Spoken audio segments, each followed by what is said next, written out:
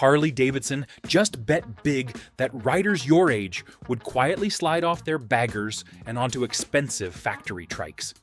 On paper, it was a clean story. First big twin, then a life on tourers, then a glossy three-wheeler to carry you through retirement. But out in real garages, with real bank accounts and bad knees, that plan just backfired. And the numbers are starting to show it. In this video, we're going to dig past the brochures and talk about what actually happened, why trikes are piling up on floors, how dealers are feeling the squeeze, and what that means for your wallet, your pride, and your freedom to choose your last bike on your terms. Stick with me until the end so you see the whole picture before you sign for anything on three wheels. What's happening? Harley did not just add a few trikes to the catalog.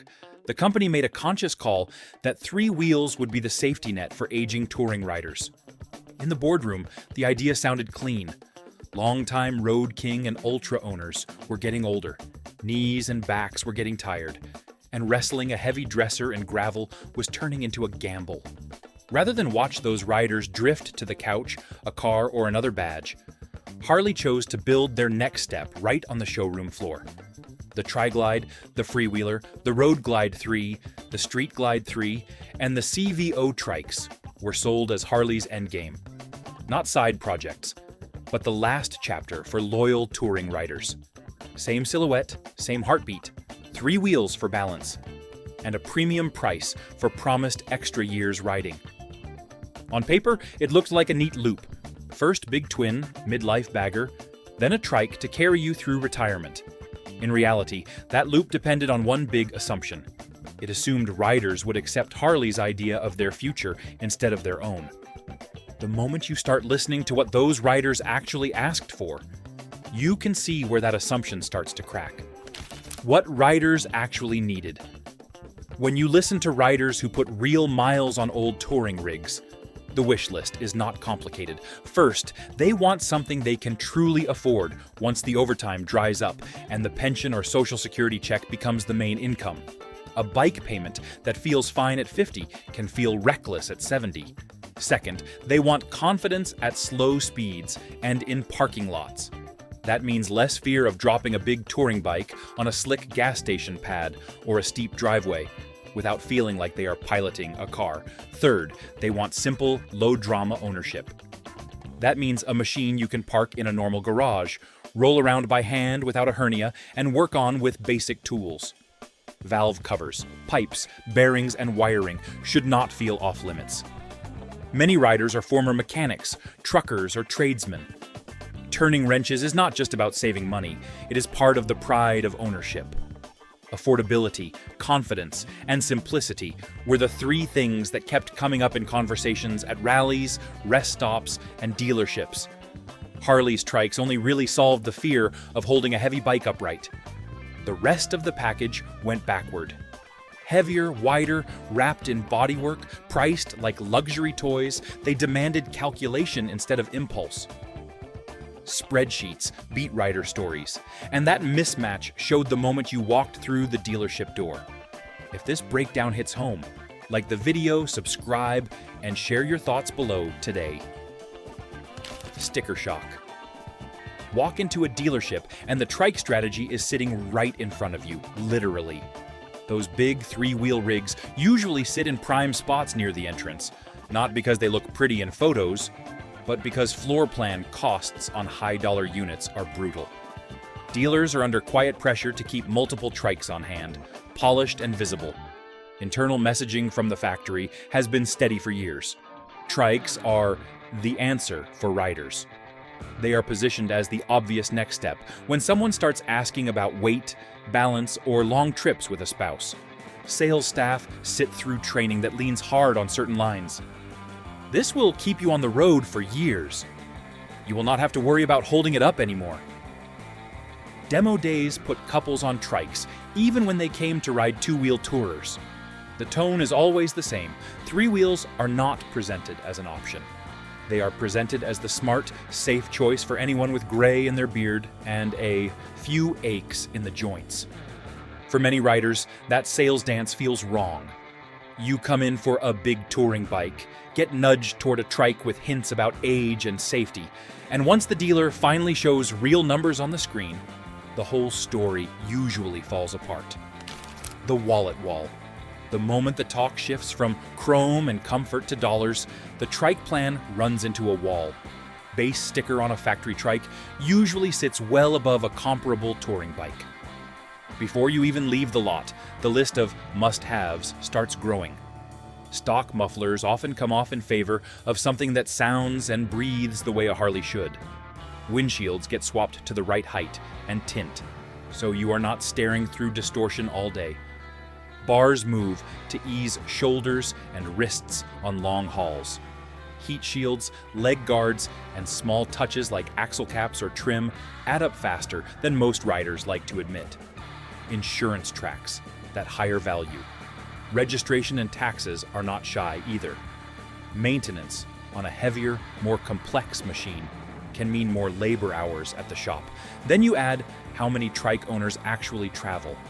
A lot of them end up with enclosed trailers, sometimes custom units built years ago in places like Miami for mid-four figures that would likely cost close to 5 figures to duplicate today. Pair that with a pickup or sport utility to pull it, and your retirement setup is now truck, trailer, and trike. Not just one bike in the garage. For many riders on retirement money, that full stack of payments, fuel, storage, and upkeep turns a dream into a hard pass. They would rather refresh an older touring bike they trust than sign up for a new lifestyle bill. Stability trade-off. Nobody can deny the basic upside of a trike. You are not wrestling 800 pounds at a red light, wondering if that painted stripe is slicker than it looks. You are not putting a bad knee on the line every time traffic stops short. On paper, that stability looks like the perfect answer for a rider who still loves the road but is honest about age and injuries. That is exactly how Harley framed the move to 3 wheels. Out in real driveways, the trade-offs show up fast. Extra width in the rear means the machine feels huge in a cramped garage. Where you used to wiggle a touring bike around with a few careful moves, a trike fills the whole bay. Tight gas stations, angled curbs, and old motel parking lots turn into 3-point maneuvers instead of quick pivots. You are no longer just thinking about where your front wheel goes. You are thinking about 2 rear corners and a lot of fiberglass. Long trips add another layer. Many riders haul trikes for months, towing enclosed trailers and unloading only for certain legs. That is nothing like rolling a bike out, throwing on a bag, and heading for the state line on weekends. As you look past the spec sheet and into how it actually feels to own one of these rigs, another question starts biting just as hard as the extra width. And that question has nothing to do with balance at all. Identity cost. For a lot of riders who came up on big twins and old touring rigs, pride is welded into the frame. They remember the first time they held a heavy bike upright on a gravel pull-off. The first nasty storm they rode through. The first time they did 1,000 miles in a day just to see if they could. To that kind of rider, switching to 3 wheels can feel like writing the last page of their own story. Some see the move as the end of the line, a quiet admission that the glory days are over. Others view it in a totally different way. For them, 3 wheels are just another tool. Knees complain, backs lock up, reaction times are not what they were at 30. But the hunger for wind has not gone anywhere. A trike is just a way to keep rolling without pretending they are still 25. Neither attitude is wrong. The problem comes when a company tries to tell those riders what the move is supposed to mean. Harley's marketing tried to sell trikes as bold, flashy status symbols. Big paint, chrome, loud taglines about freedom. What they skipped was speaking to riders' pride after decades on 2 wheels. Nobody wants to feel fragile or labeled old. Once dignity feels brushed aside, resistance lives in the garage forever. DIY locked out. A huge slice of Harley's base grew up with dirty hands.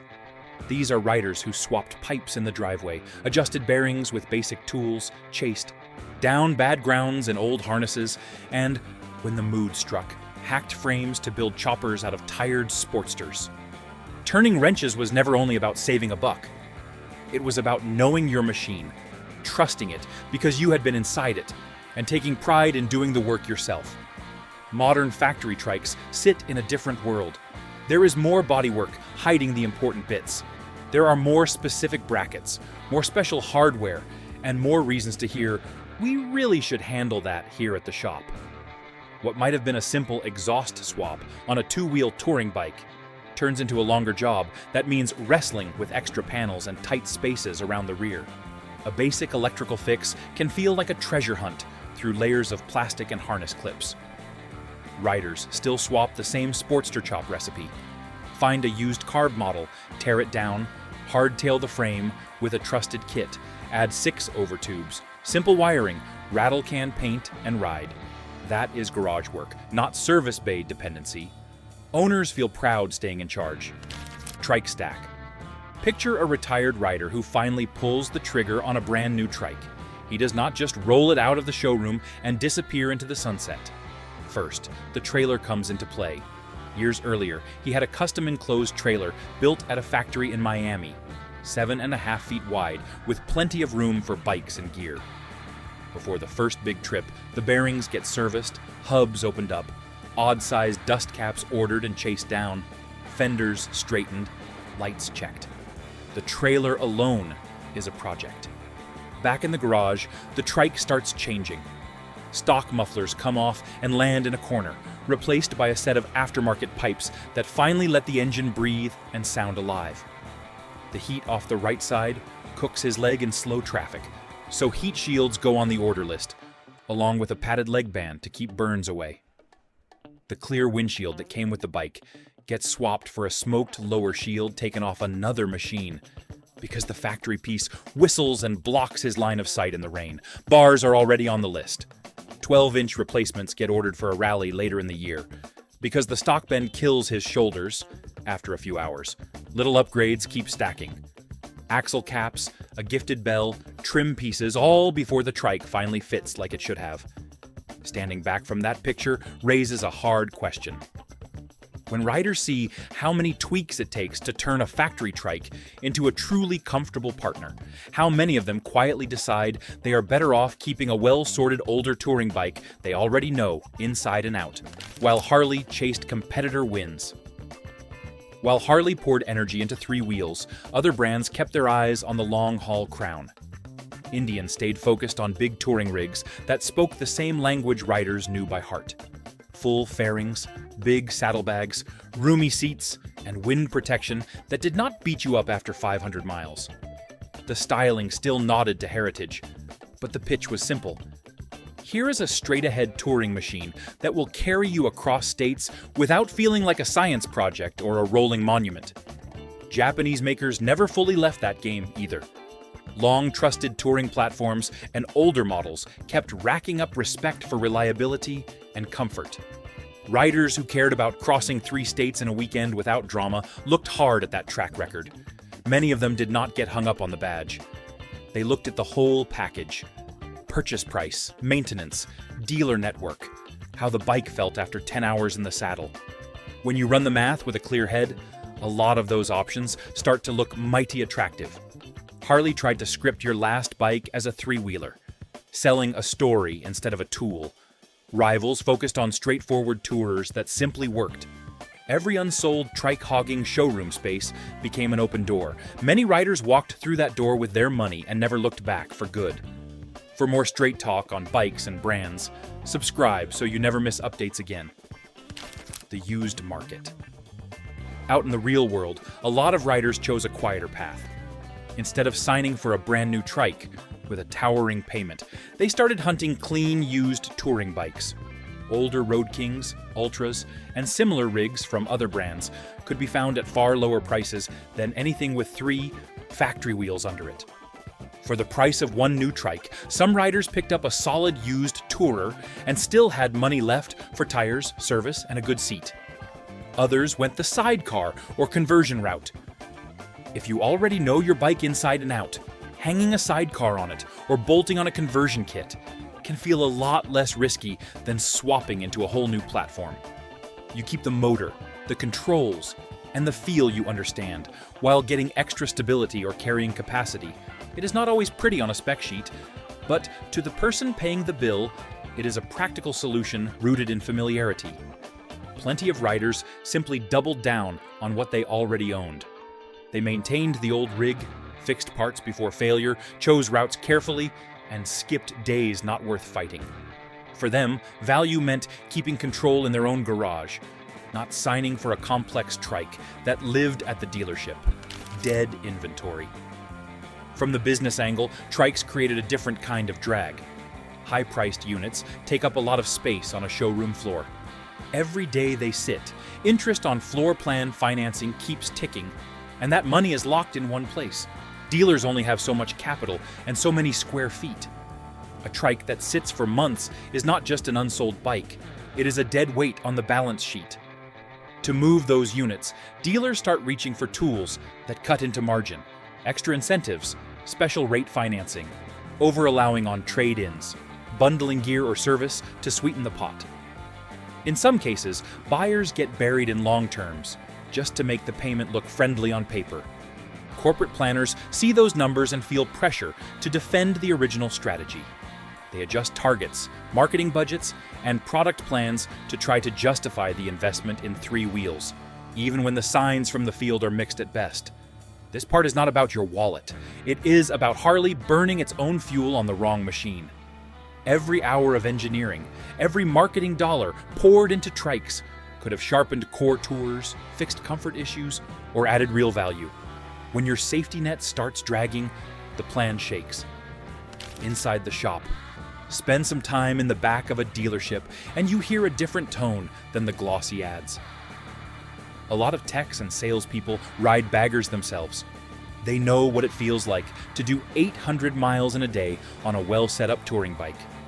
Many of them respect trikes for what they can do, especially for riders with real physical limitations. But that does not mean they see three wheels as the future for every gray-haired customer who walks through the door. Yet the message from higher up has been steady. Treat trikes as the default answer for riders. Guide conversations that way. Push demos that way. Over time, a gap opens between what folks on the ground believe and what the sales sheets demand. That gap shows up in quiet eye rolls, when another training video calls trikes the ultimate solution, or in jokes in the service bay about which unit will sit longest on the floor. Riders notice more than corporate folks think. You hear when sales staff recite lines, not belief. You see when techs respect a bike or just endure it. Once that pride dies inside the shop, customers drift away for better answers. Industry takeaway. Once Harley's trike push started to stumble, the rest of the industry paid close attention. Other makers had their own three-wheel projects on the whiteboard, but they were not sure how hard to lean in. Watching those high-dollar Harleys sit on floors longer than expected was a wake-up call. It showed that riders were not lining up to sign anything with three wheels and a luxury price tag just because a famous badge was bolted on the tank. Some companies quietly slowed their own trike development.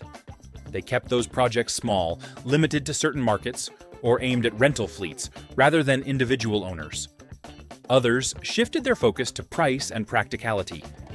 If they were going to offer three wheels, they worked to keep the rigs simpler and cheaper. Instead of chasing the same all-in, fully loaded model, Harley tried to sell as a final, forever bike. No one wanted to get caught making the same mistake at the same scale. Rental outfits decided fast. Bookings, not brochures, told the truth. Trikes sat while simple tourers rolled out weekly, so fleets cut three-wheel counts. The message was clear: riders will not buy expensive, complex rigs because a badge says it. Safety talk and policy pressure. Outside the showroom, another story was taking shape. Demographic charts all tell the same tale. More riders are in their 60s and 70s than ever before. Safety groups and lawmakers look at those numbers and see risk. To them, a three-wheel machine looks like an easy answer.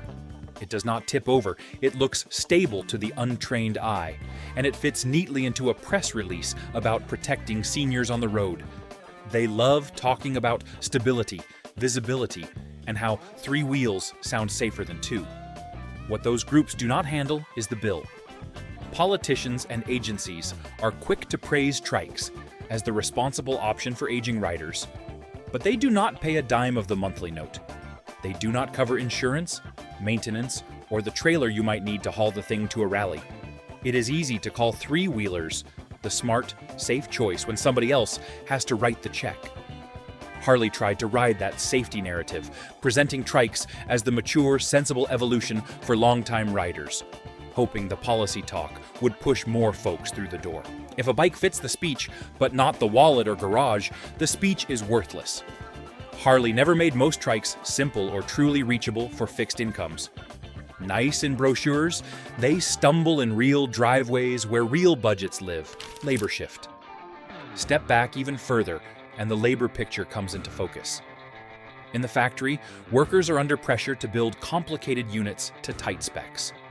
More bodywork, more wiring, more pieces that all have to line up. Mistakes get expensive quickly on a trike. Every extra part adds time and room for error. For the line worker, it is a harder job with higher stakes, even if the pay stays the same. Those machines roll out the door, carrying a lot of unpaid strain from the people who built them. Once they hit the field, independent shops feel their own squeeze. A heavy 3-wheel rig needs more space, sturdier lifts, and sometimes entirely new equipment just to be serviced safely. Small garages that have kept riders going for decades may not have the ceiling height, floor strength, or capital to upgrade for that kind of work. The more complex the bike, the easier it is for large dealer networks with corporate backing to keep the work locked in their own bays. A simple oil change or brake job may still be fair game, but deeper jobs drift away from the little guys. Money follows that drift.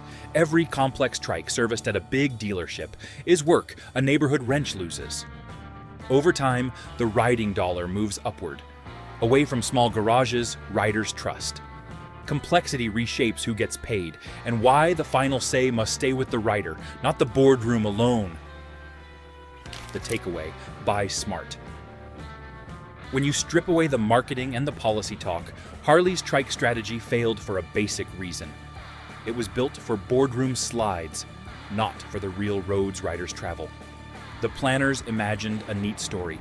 First big twin, then a life on baggers, finally a gleaming trike in retirement. Reality is messier. Budgets tighten, backs ache, garages shrink, and riders decide for themselves what matters most.